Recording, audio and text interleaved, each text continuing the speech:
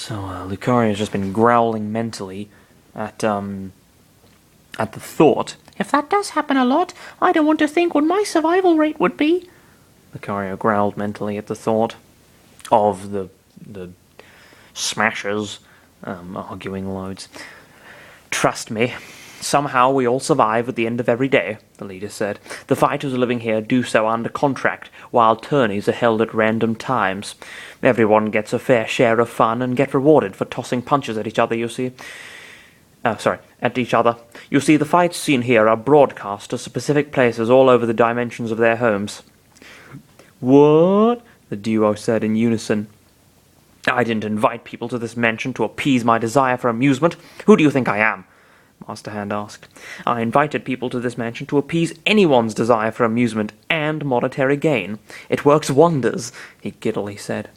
The duo grimaced. Don't give me those looks. Yeah, it's pretty extortionate by the sounds of it. He's like, he's exploiting them for his own sinister purposes. They clearly don't get along. They wouldn't choose to live together under normal circumstances. But he's the megalomaniacal leader, making them all do battle with one another for other people's amusement. That's pretty fucking terrible. But that's it? Chris asked. That's the whole reason they even fight each other? To entertain people and give you money? It was acting as a physical almighty god of high order to you lowly beings. Or this, Master Hand said. Sorry, it was acting as a physical almighty god of high order to you lowly beings. Or this, Master Hand said. What's so fun about doing anything you want with a flick of your fingers when you can do some effort and see how everyone reacts to your escapades? I support that notion, Lucario said. But what a way to go out of your way. That's a...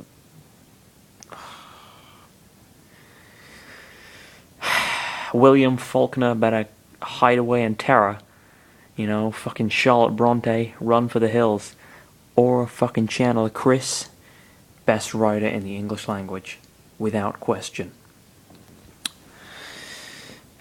Yeah.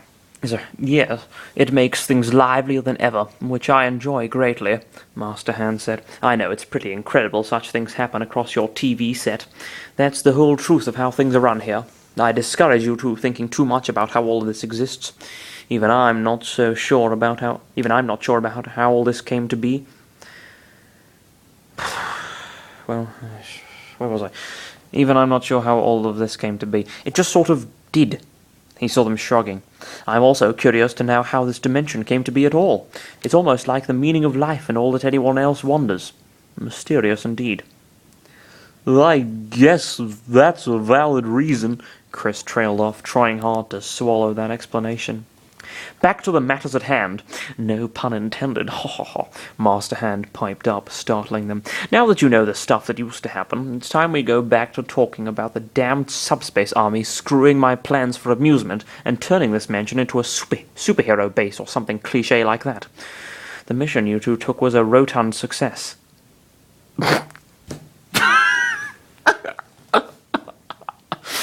I imagine he used a thesaurus for that, and it didn't turn out so well, did it? Rotund success. Okay, maybe that's a legitimate term. I don't know. I've certainly never heard it being used before in that context. I don't know.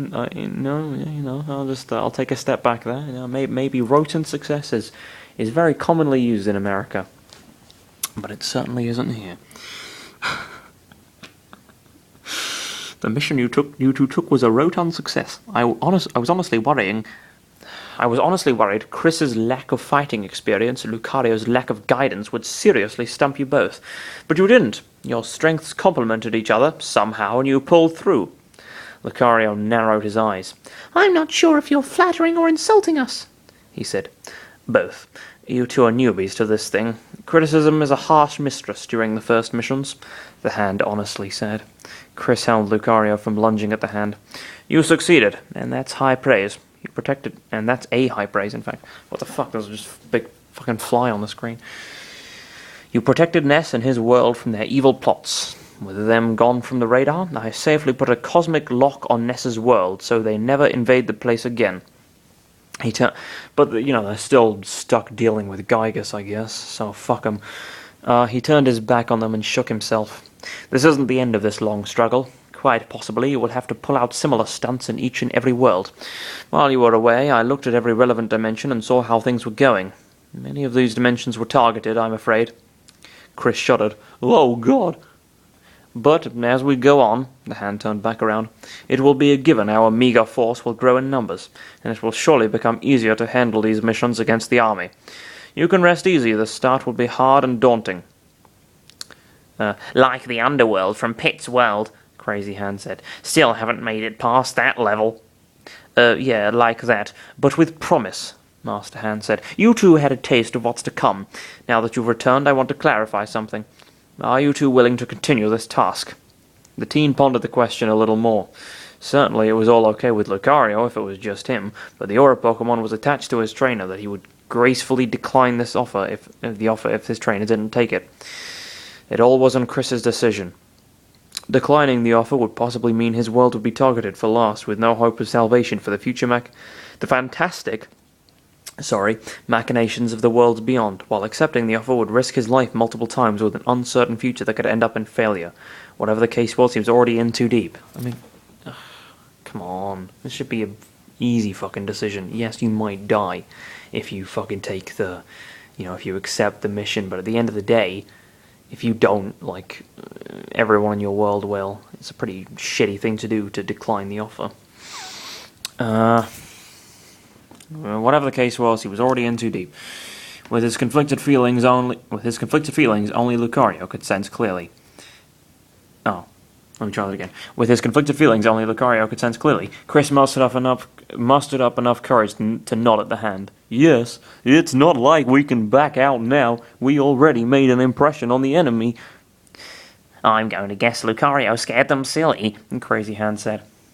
Well, sort of, Chris said, looking at Lucario. When he had infiltrated the factory I was at, he started to wreck the entire place looking for me, so all the people keeping watch started to panic and gather at my cell to...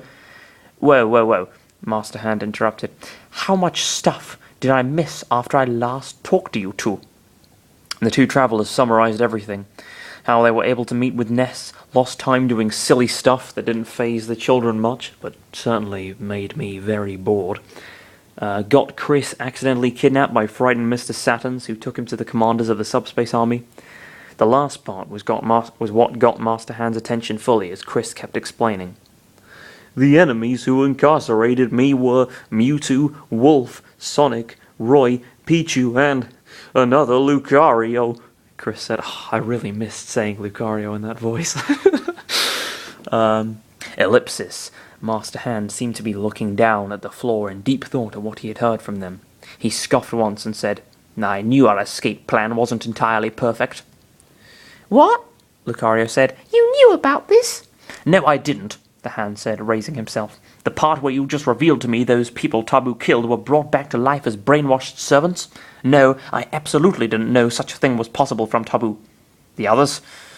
I kind of expected our escape to be flawed in a few areas, since it was, desperate and all. Figures Taboo would brainwash my subordinates for his own gain. So that escape you pulled off was flawed? Chris wondered. Only because Taboo was alerted once Crazy here went to get me, the Hand explained. Scared of what we could do with the downed fighters, Taboo surely fought back in the retrieving process and managed to get a hold on Sonic's and Wolf's trophies. The dead ones, though, that is what took me by surprise. Hold on a second. He stared at Chris. I thought you were holding Pichu with you. Where did he go? Alarmed by remembering that part, Chris and Lucario looked around the lobby to see if Pichu had somehow... I'm too tired. Alarmed by remembering that part, Chris and Lucario looked around the lobby to see if Pichu had somehow woken up and scurried away from safety. It was then Crazy Hand snickered and opened himself up. What? Revealing... Oh, sorry, because he's a hand. He kind of unclenched the fist. Okay. Revealing the knocked-out rodent lying down on him.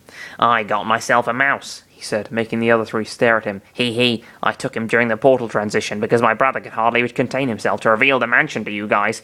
Didn't want the surprise to be spoiled. Crazy. This is serious, Master Hand said. And now I remembered that depressing moment. Thanks.